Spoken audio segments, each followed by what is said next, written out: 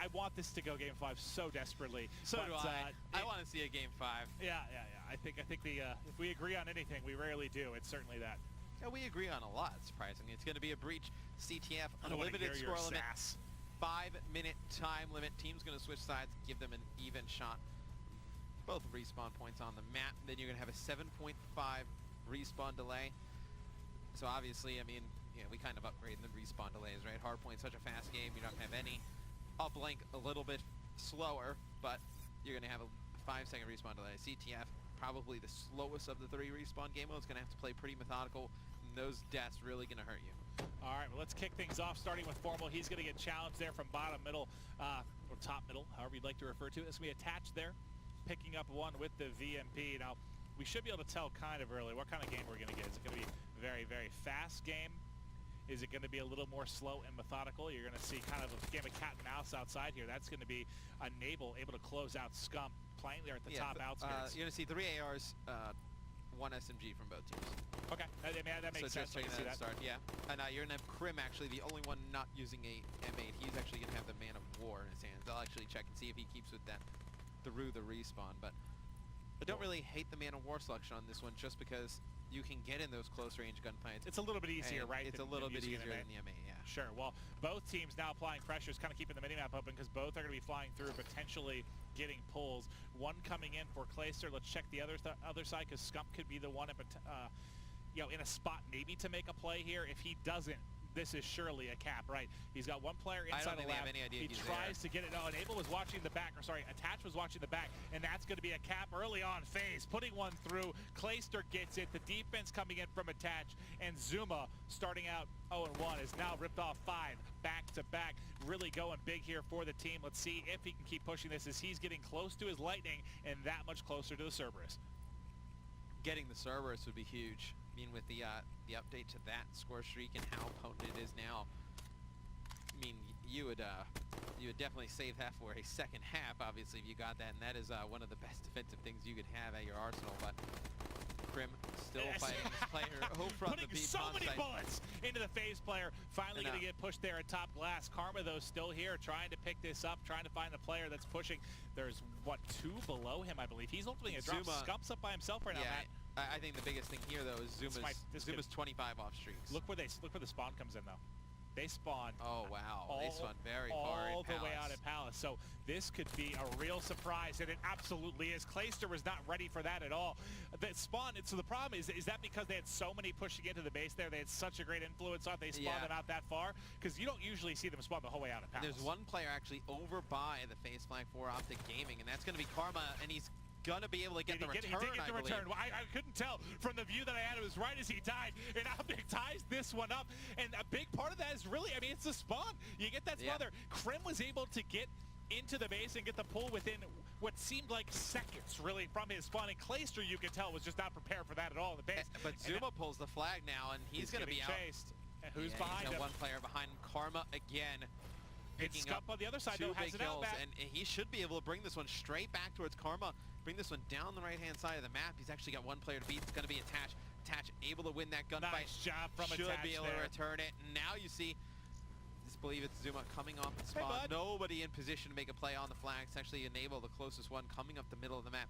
And something I wanted to know when you were on with all these players, I was watching Zuma, and he doesn't get his streaks. He was shut down 25 points away from streaks. Oh, I thought Enable might get 2 there. So yeah, he had to have been close, because he was on that 5 streak at one point. Attach, is he getting close? Nah, he's just close to the HC car. He's having a strong game, though.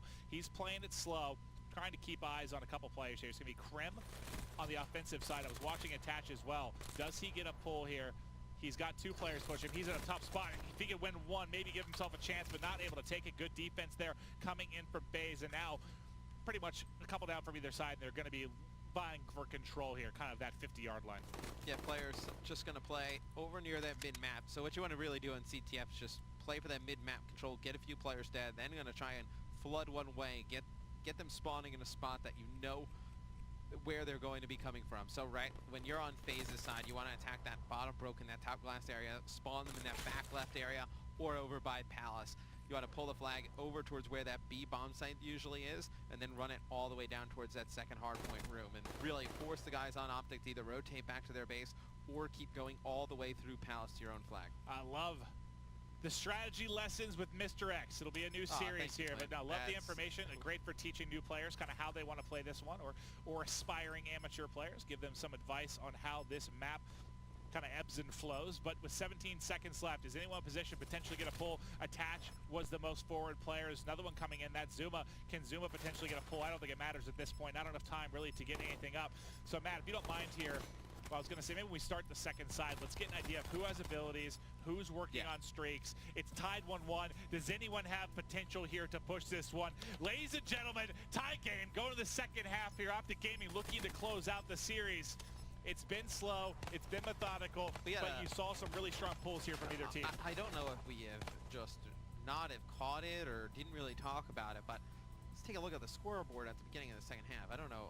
I don't believe that. Does Clay has 1 kill. Clay, I don't think I hopped on with Clay once. That makes sense. Yeah. Makes sense. So this has now been, what? This is 2 respawns where Clay's really, actually, really the one kill he got is when they scored the flag, right? That's true, so it's important. That's as valuable as 5 kills. Yeah. Yeah, I'll stick up for him. All right. I agree. But I'll that's take a tough, look though. at... So right now, you're thinking about, you're combining right now the hard point in this game. He's 12 and 36. Yeah, having a rough go in respawn. He came up big, though, in the search and destroy. We'll take a look. You have Enable with That's what you need, though, if they push a game 5, right? Yeah, you have Enable with Heatwave. That is it. Karma has one as well on the other side.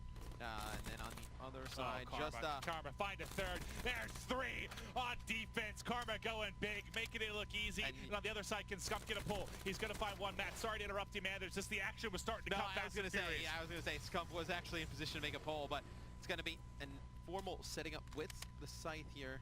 Not going to elect to use it. He's going to save it. There's an HC car by Karma up here on top green. It's actually just kind of forcing the guys on phase to stay in their base. Clayster falls off the map, so his struggles continue.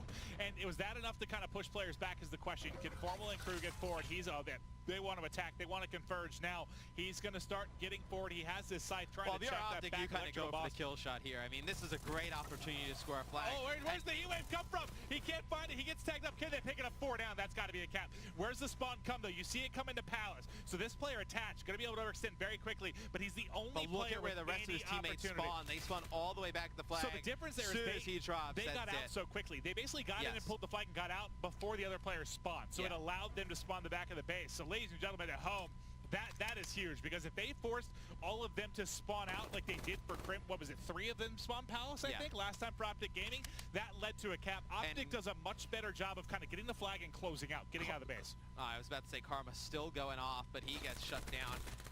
Just really weird in the kills department for both teams. Like, look at Enable and Zuma.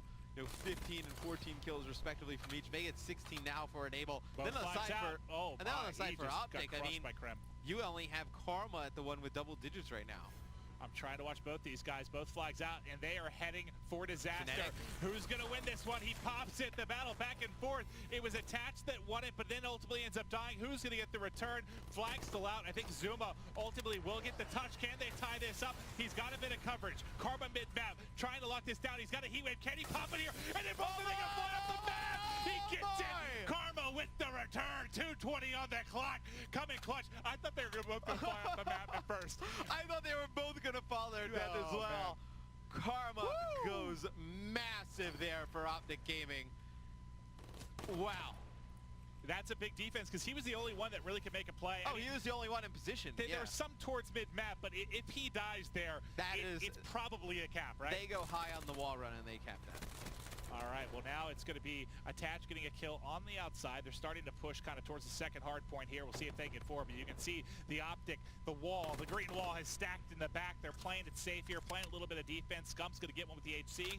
Krim nabs a kill as well, and now they're starting to push out. But a couple guys, the timing just ends up being so goofy here. I think they believe they're clear. Not anymore. Not anymore. Nice check by Krem. He knows he's got one at the corner. Gonna free fire this. Able to grab one. On the second hard point, 2 shots come in. Krem is going to fall. But if he doesn't pop that there, potentially two players could have stuck through the cracks, right? Potentially they get that out towards that second hard point. Clay is there with the AR, and Clay's gonna pick up another one. So on a 3 streak is Clayster, and Scump trying to push into the base. Attach gonna cut him down. Formal This yeah, player, this is their best chance right here.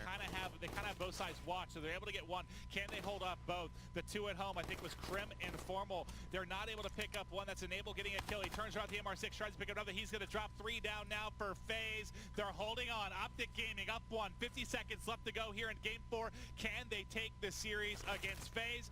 One going to drop top middle. That's going to be attached. They have to try and get a flag out. They don't have time to work with. They've got to get forward.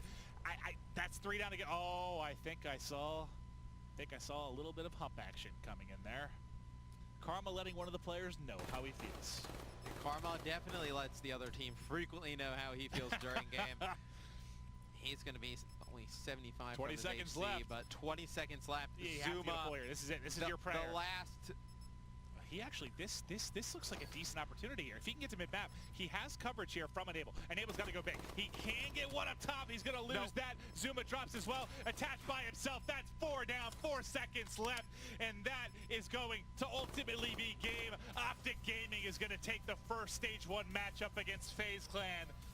They get it done, and they get it done. They get it done in Respawn. They get it done in Respawn. They absolutely do. They've been a little bit up and down at S&D. I mean, so has a lot of teams right now in the CWL. But when it comes to Respawns, that's the bread and butter for Optic Gaming.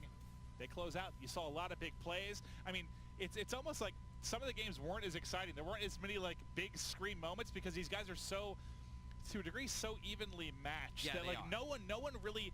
You didn't see a lot of big streaks. You didn't see players like really have huge games where someone drops like, 35, 40 kills. They're matched so evenly that it was just, it was back and forth. I mean, there weren't really, kind of stars shining exactly, I guess you would say. No, not really. I mean, even this CTF, it goes really slow.